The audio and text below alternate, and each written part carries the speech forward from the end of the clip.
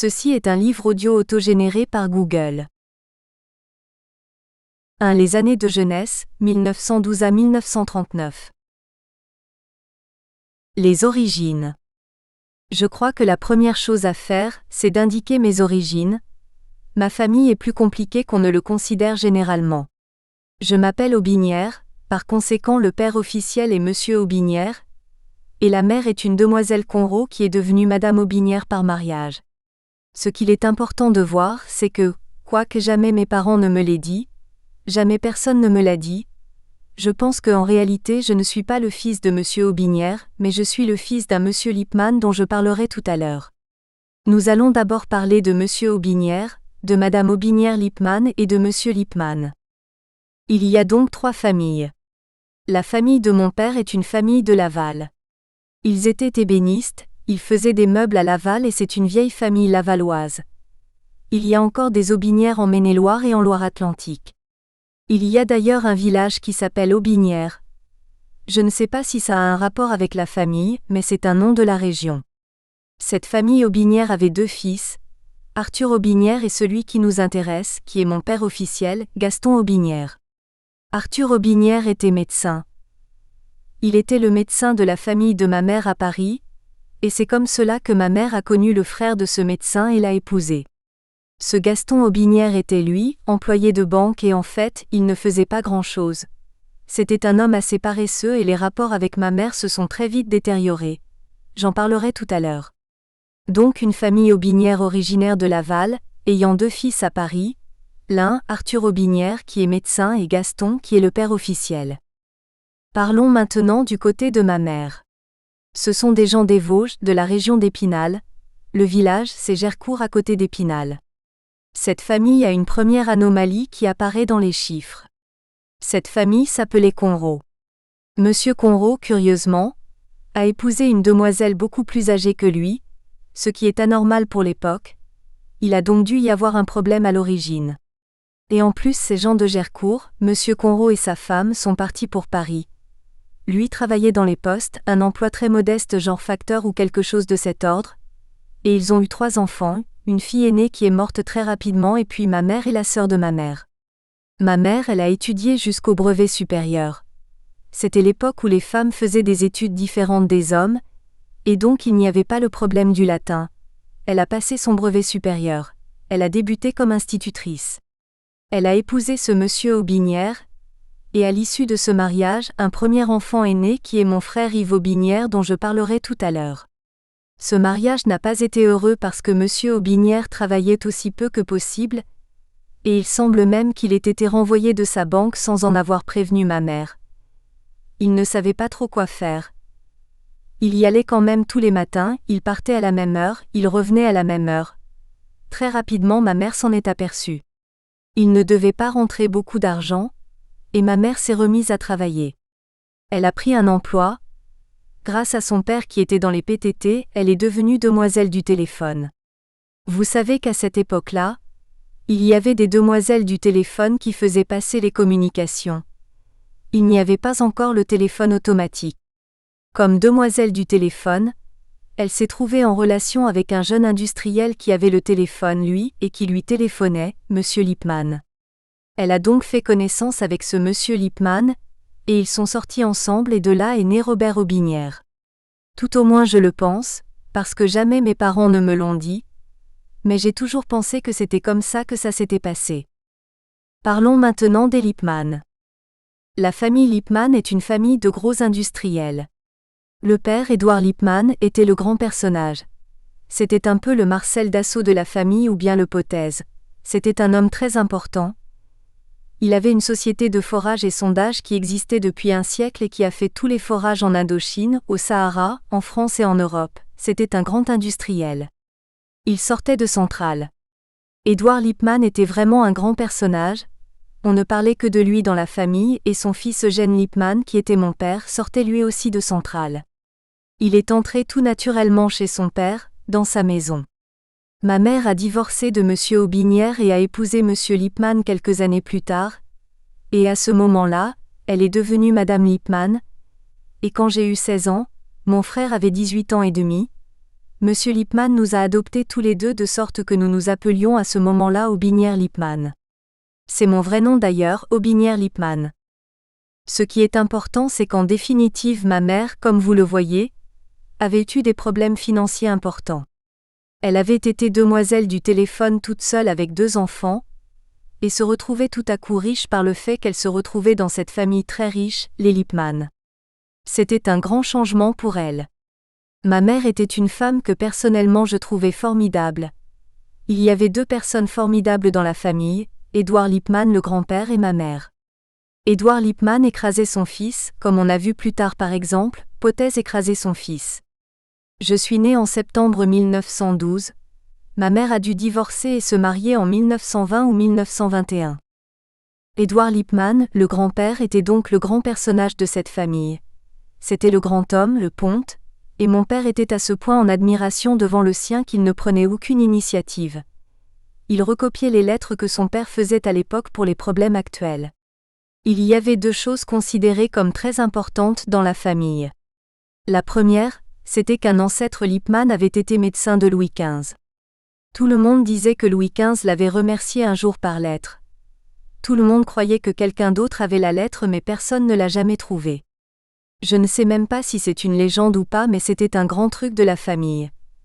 On parlait toujours de la famille de Lippmann, médecin de Louis XV.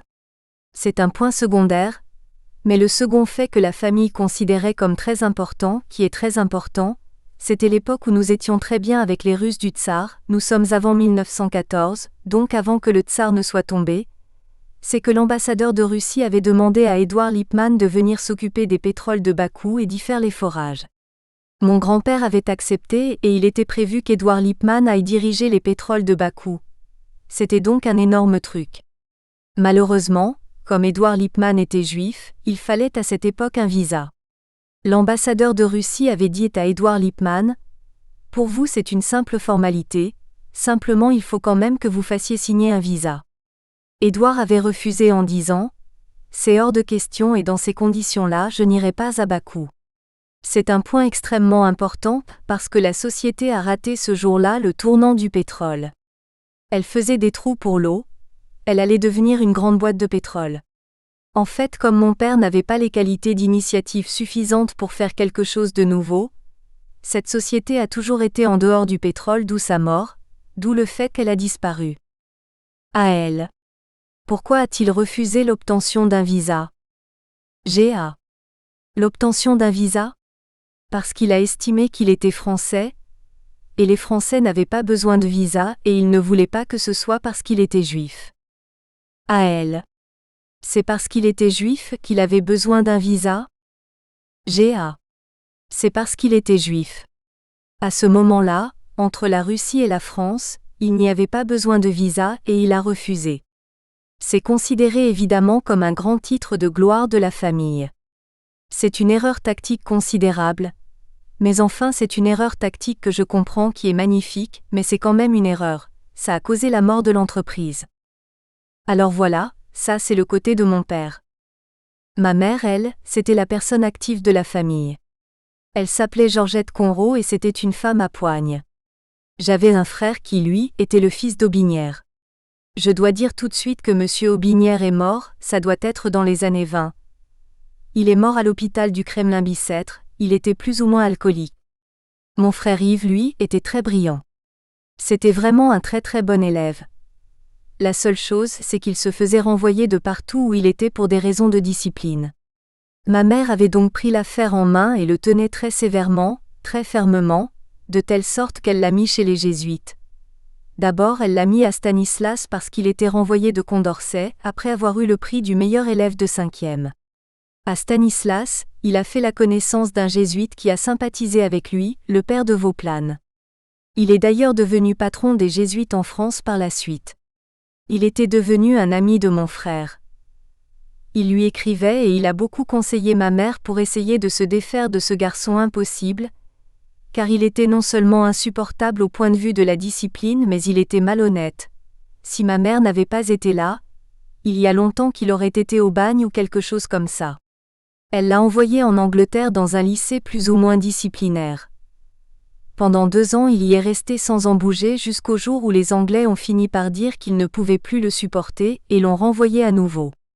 Il a passé son bachot, très normalement d'ailleurs et même brillamment, dans une boîte privée à Chantaspey près de Melun, ce sont des jésuites aussi, et il a préparé Saint-Cyr à Sainte-Geneviève. Il est entré premier de Sainte-Geneviève, il a eu une épée d'honneur et il est redevenu un homme normal, il a fait une carrière militaire normale. Mais il doit énormément à ma mère car c'est elle qui en fait le tenait. Il y a une autre partie de la famille dont je vais parler, parce que ça donnera une idée de l'atmosphère. Ma mère avait une sœur qui s'appelait Jeanne. Elle a épousé un monsieur Schmitt. C'était un grand bonhomme protestant. Ma mère adorait sa sœur et détestait son beau-frère.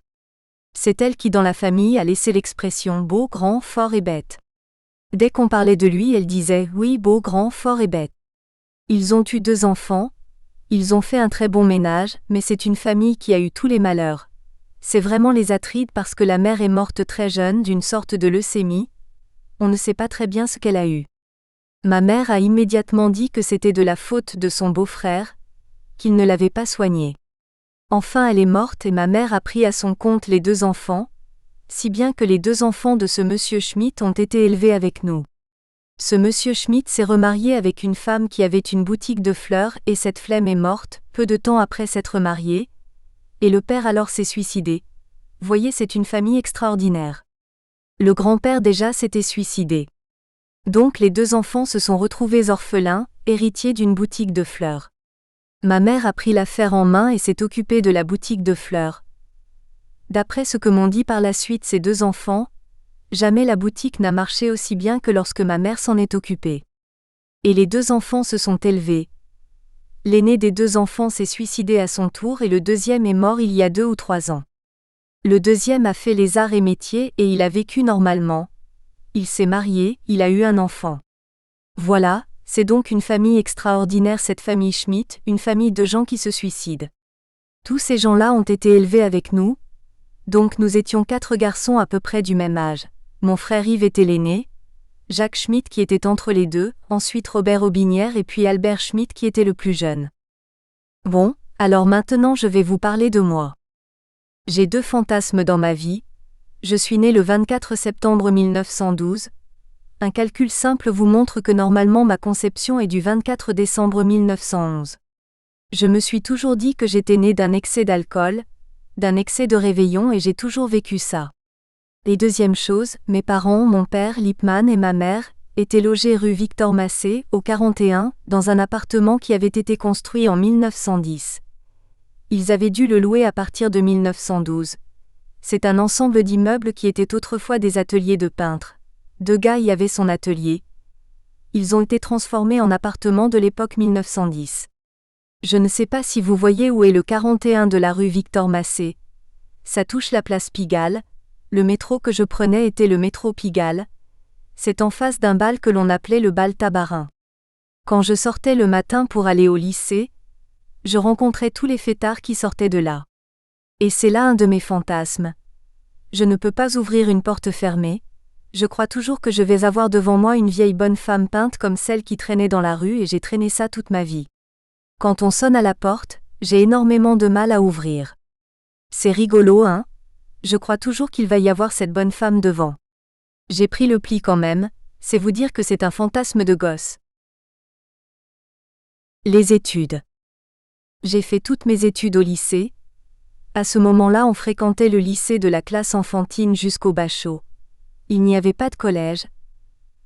Mon père estimait que le lycée était mauvais pour les enfants au début de la scolarité, donc il m'a mis dans un cours privé jusqu'à la 5e, ce qui m'a d'ailleurs retardé dans mes études. Je suis entré en 5e au petit lycée Condorcet, rue d'Amsterdam, qui est maintenant un collège. J'y ai fait mes études jusqu'à la seconde, et comme j'avais un peu de retard, j'ai demandé à mes parents à passer le bachot à la fin de la seconde. J'ai passé la première partie du bachot, celui-ci était en 2 parties. J'ai fait ensuite terminale, ce qu'on appelait maths LM à l'époque, à Condorcet, avec un professeur qui s'appelait Dumarquet qui était très connu. Il faisait des tas de bouquins, c'était les bouquins de maths que tous les élèves avaient. J'ai été reçu en maths LM et en philo comme tout le monde, et puis AL. Vous avez passé de bac?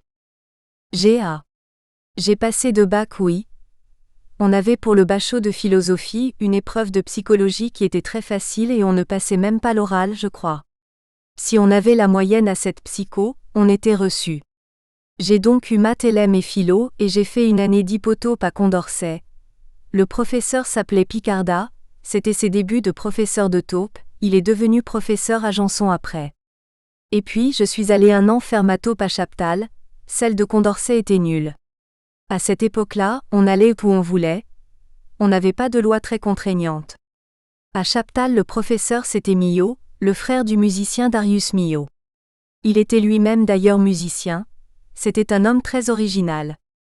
J'ai été admissible à l'X et j'ai dû refaire une deuxième année. Je suis allé à Louis-le-Grand. J'ai eu comme professeur Pouget et j'ai été reçu à l'X cette année-là. J'avais été aussi admissible aux mines. Je n'y suis pas entré. Je n'ai pas terminé les épreuves, j'en avais assez des concours, je me suis arrêté à l'oral. Voilà que j'entre à l'X. AL. C'est en quelle année? GA. C'est en octobre 1933, je viens d'avoir 21 ans. J'entre à l'X alors là, j'ai été très malheureux pendant 2 ans. D'abord parce que je n'aime pas l'internat. C'était un internat assez sévère, assez rigoureux si vous voulez, pas sévère mais rigoureux. Je crois que maintenant ça n'est plus le cas. D'autre part, moi, je n'aime pas beaucoup la vie militaire, et je trouvais que l'enseignement était épouvantable. C'était un enseignement d'un professeur devant 300 élèves. Il faisait son cours à toute vitesse parce qu'il était pris par le temps, et puis après c'était terminé. On n'en entendait plus parler. On sortait d'une période de taupe, vous connaissez la taupe, c'est le bachotage, les petites classes, tandis que ça. J'ai pris ça très mal. D'autre part, j'avais un père qui avait des idées arrêtées. Mon père avait sur les écoles une position extrêmement ferme, aussi simple que possible. Il me disait « Tu n'es ni suffisamment intelligent ni suffisamment travailleur pour te permettre de ne pas entrer à l'école polytechnique. » C'était sa première thèse. Donc il fallait entrer à l'école polytechnique et deuxième aphorisme « Entrer ça suffit, sortir on s'en fout ». Donc je n'étais pas poussé à travailler à l'école polytechnique puisque de toute façon la sortie n'avait aucune importance. Ce qui est une erreur, je le dis tout de suite.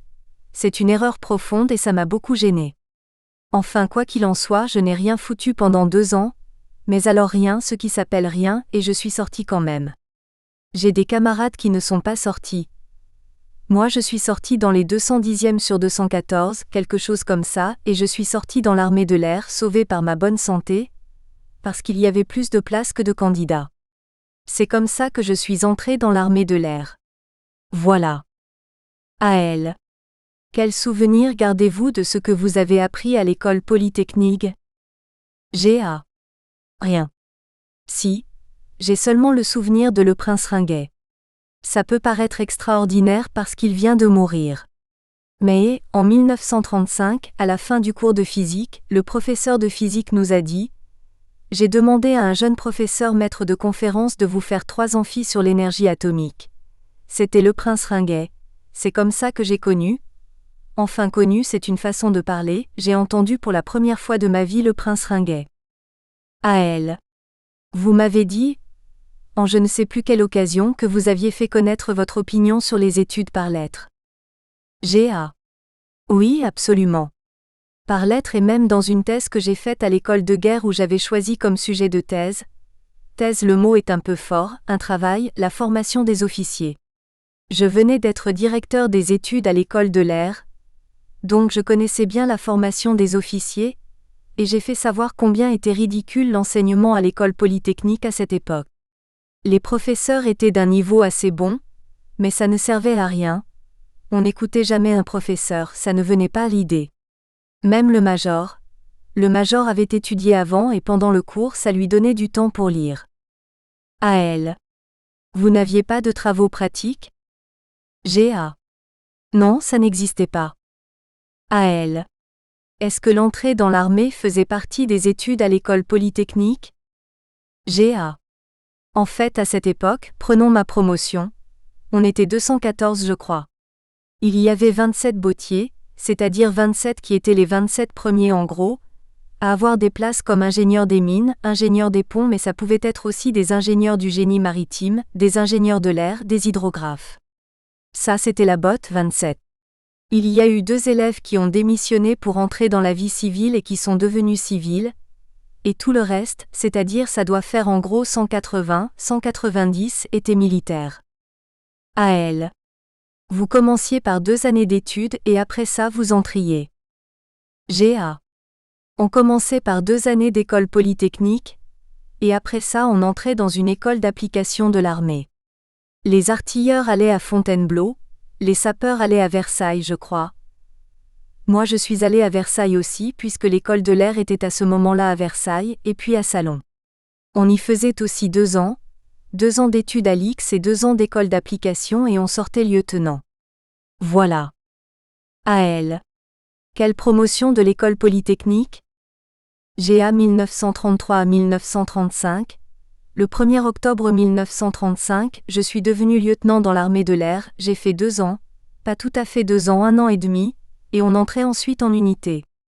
AL. Est-ce que vous avez dans votre promotion gardé des contacts avec GA? Ah bien oui. D'abord j'avais de très bons camarades, les aviateurs d'abord. Ceux que j'ai gardés, c'est Fourquet, le général Fourquet, vous en avez peut-être entendu parler, qui a fait une très brillante carrière, et Thierry qui a commandé Moruroa et moi. Nous étions tous les 3 dans la même classe à Louis-le-Grand et tous les 3 nous sommes allés dans l'année de l'air. Mon meilleur ami, enfin celui avec lequel j'avais le plus de contacts, ce n'était pas mon meilleur ami, c'était Maréal. Vous avez connu Marshall? AL. Oui. GA. Marshall est de ma promo. Lui est sorti comme artilleur, il n'est pas sorti bottier. Après la guerre, il est devenu ingénieur des fabrications d'armement. Il est passé dans le corps. Je ne sais pas comment ça se passait à ce moment-là dans l'armée de terre. Ce sont les 4 personnes que je connaissais. La 5e personne avec qui j'étais en classe, avec qui j'ai beaucoup sympathisé à l'IX, mais que j'avais perdu de vue complètement après, c'est Jean Blancard. Il était de ma promo, et il a dû sortir 4e ou 5e dans le corps de mine. Je l'ai retrouvé quand il est devenu délégué à l'air et que moi j'étais à Béchar. C'est lui qui m'a fait venir à Salon d'abord pour commander l'école de l'air, et ensuite comme directeur technique et industriel de l'aéronautique. AL, et avec Fourquet, vous aviez gardé des relations? GA. Avec Fourquet, j'avais de très bonnes relations. Nous avions été en classe ensemble à Louis-le-Grand. Je me souviens très bien de lui, parce que Fourquet venait de l'hypotope de Louis-le-Grand. À Louis-le-Grand, il y avait une seule hypotope et 3 taupes de telle sorte qu'à la fin de l'hypotope, les élèves d'hypotope qui montaient en taupe étaient répartis, le premier groupe allait chez l'un, le deuxième chez l'autre et ainsi de suite.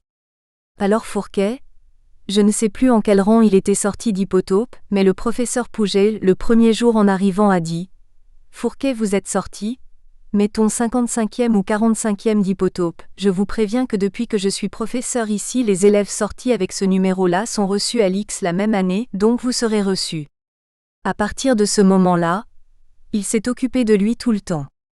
Il passait son temps au tableau. Il a fini par être reçu. Fourquet a eu une très belle carrière. Il a fait partie du réseau Alliance, il est parti pour l'Angleterre, il a commandé le groupe Alsace, je crois. AL. Alsace, c'est un groupe de bombardement. GA. Oui, c'est cela, c'est lui qui a bombardé la prison d'Amiens. Il a bombardé la prison d'Amiens, quand j'étais là. Il a fait une très belle guerre. Il a eu un avancement énorme, si bien qu'il est devenu chef d'état-major général des armées très brillamment. Il est mort maintenant. Quand j'étais directeur de l'aéronautique, il est devenu chef d'état-major des armées. Il m'a connu au CNES. À elle, vous vouliez parler d'un incident que vous avez eu à l'X, au sujet de l'affaire Dreyfus. Ah oui, l'affaire Dreyfus. J'ai été élevé par mon père qui était évidemment, lui, très Dreyfusard. Et toute ma vie j'ai vécu avec l'idée de l'injustice faite à Dreyfus. À elle. Il n'avait pas tort. GA. Il n'avait pas tort. Je défends toujours cette opinion d'ailleurs. À l'X, nous avions un professeur d'histoire qui s'appelait Truffaut, spécialiste du Moyen-Âge. C'est lui qui a traduit en français moderne les laits de Marie de France, la chanson de Roland, etc. Et il était professeur de Cagnes à Louis-le-Grand. Il était en même temps professeur à l'X et il nous faisait 1 heure par semaine, le soir vers 9 heures, une conférence sur l'histoire moderne. Une séance a été consacrée à l'affaire Dreyfus. Il a commencé son amphi de la façon suivante. Je vais vous parler de l'affaire Dreyfus, personne ne peut dire aujourd'hui si Dreyfus était ou non coupable. Alors là, mon sang n'a fait qu'un tour et du haut de. Je me suis levé bruyamment et j'ai quitté la salle. J'ai attrapé 15 jours d'arrêt simple. A.L. Avec quel motif? G.A. Ah, je ne sais pas. A.L. Mon général, j'avais une question à vous poser à laquelle je ne sais pas si vous souhaiterez répondre. C'est celle de vos engagements politiques pendant cette période, pendant l'époque où vous étiez à l'école polytechnique, et de l'influence qu'ils ont pu avoir dans la suite. G.A. Les engagements politiques. D'abord, je n'étais pas un militant de quoi que ce soit, je n'étais pas très engagé politiquement. Quand j'étais enfant, j'étais encore au lycée. Je me suis engagé à cause d'un de mes camarades qui m'avait influencé. Je m'étais inscrit dans les jeunesses socialistes. Je dois dire que lorsque la carte des jeunesses socialistes est arrivée chez mes parents, ça s'est très mal passé. Car mon père n'a pas apprécié du tout que je fasse partie des jeunesses socialistes. Ça a été ma seule action dans les jeunesses socialistes d'ailleurs. Je vous rappelle que j'habitais rue Victor Massé, et le populaire s'est installé au début de la rue Victor Massé. Moi j'habitais au bout mais sur le même trottoir.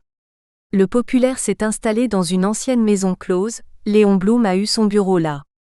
À ce moment, quand le populaire s'est installé, mon père m'a dit « Attention, le populaire s'installe rue Victor Massé, quand tu y passeras, tu ne passeras pas devant, tu changeras de trottoir. » C'est amusant parce que comme c'était un ancien bordel, je m'étais dit « Tout de même le bordel c'était plus compromettant que le populaire. » C'était une période ancienne.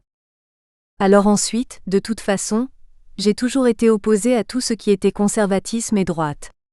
Et quand j'ai été en taupe à Chaptal, j'ai fait la connaissance de jeunes gens de camarades, dont un que vous devez connaître, qui s'appelle Ambrosino. Je ne sais pas si vous l'avez connu. Il a été au CNRS et il était trotskiste. J'étais constamment avec 3 jeunes gens trotskistes. On ne militait pas, mais enfin on était très partisans du trotskisme. Ambrosino, dont je parle parce que c'était un type tout à fait remarquable, avait refusé d'entrer à l'X parce qu'il ne voulait pas être militaire. Il est entré aux mines. Il voulait entrer à Normal Sup, il avait été collé et donc il est entré aux mines. Les 2 autres, un qui s'appelle Barrel qui est entré à l'école des mines aussi, et un Chenon qui est devenu professeur de taupe à Toulouse ou à Montpellier. Donc, vous voyez, c'étaient des gens intellectuellement doués et qui se refusaient au conformisme de la droite.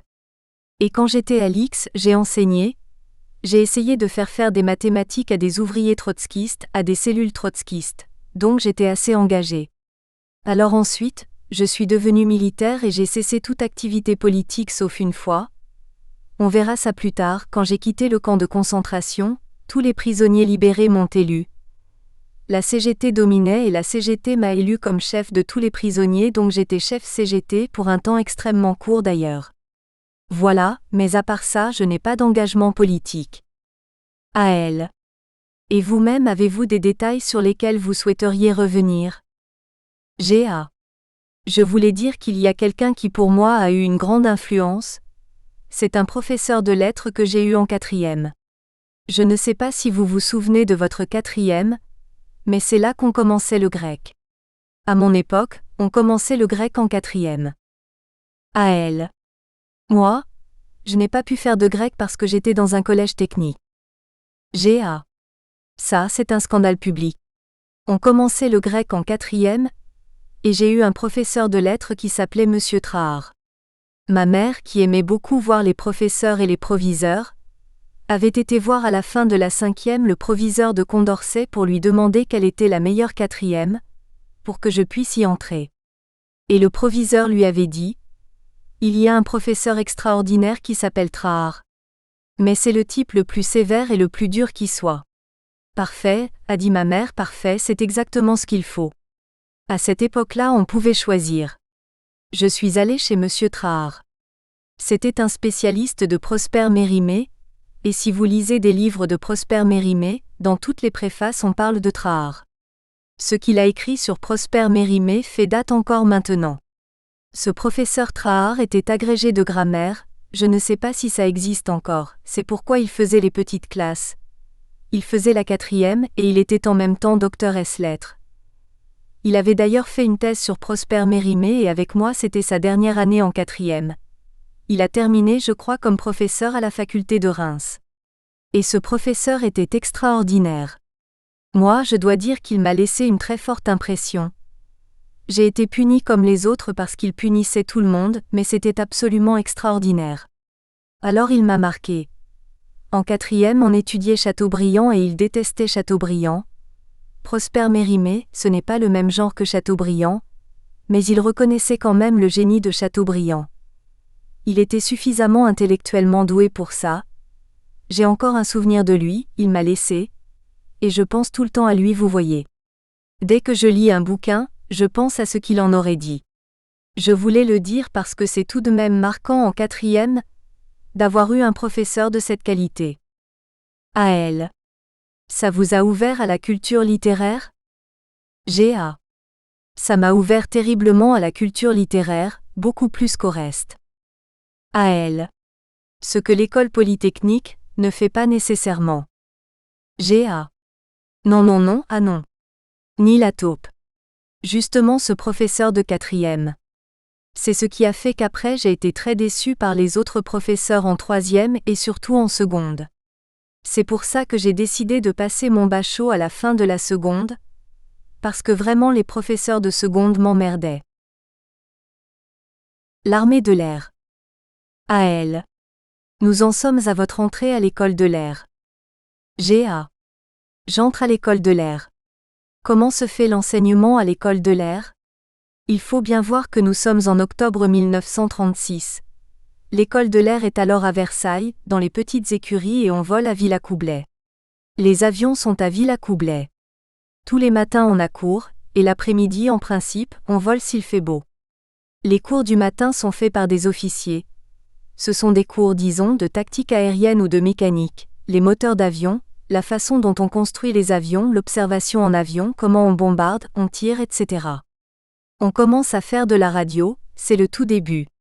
Ces professeurs sont des gens qui ont fait la guerre de 14 à 18. C'est-à-dire des gens d'une instruction générale faible, surtout pour nous qui sortions des lycées où on rencontrait au contraire des professeurs de très grande classe, mais qui avaient beaucoup d'expérience, de décoration, qui étaient de beaux soldats. Tous les matins, on faisait 10 minutes à un quart d'heure de morse pour apprendre et écouter du morse, c'était quelque chose de très important. Et l'après-midi, on volait. Quand il faisait beau. En hiver à Villacoublay, il ne fait pas toujours beau. On faisait de l'observation, c'est-à-dire qu'on allait sur Potez 25 ou sur Breguet 19, donc sur un avion en plein air, en bois, bien entendu. Le pilote était devant, l'observateur derrière, et on observait la campagne. On avait fait un itinéraire. On apprenait à diriger un itinéraire, à photographier des objectifs, on apprenait notre métier d'observateur. Tout ça durait 1 an.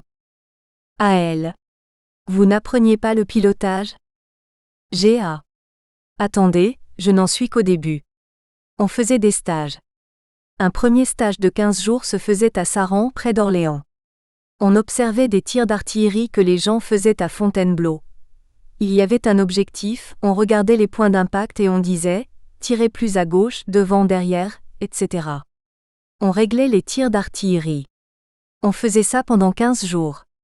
Ensuite pendant 15 jours à 3 semaines, on allait à Cazaux où on tirait, toujours de la place d'observateur, toujours d'avion d'observation, avec une mitrailleuse qui était sur une tourelle. On tournait la tourelle et on tirait.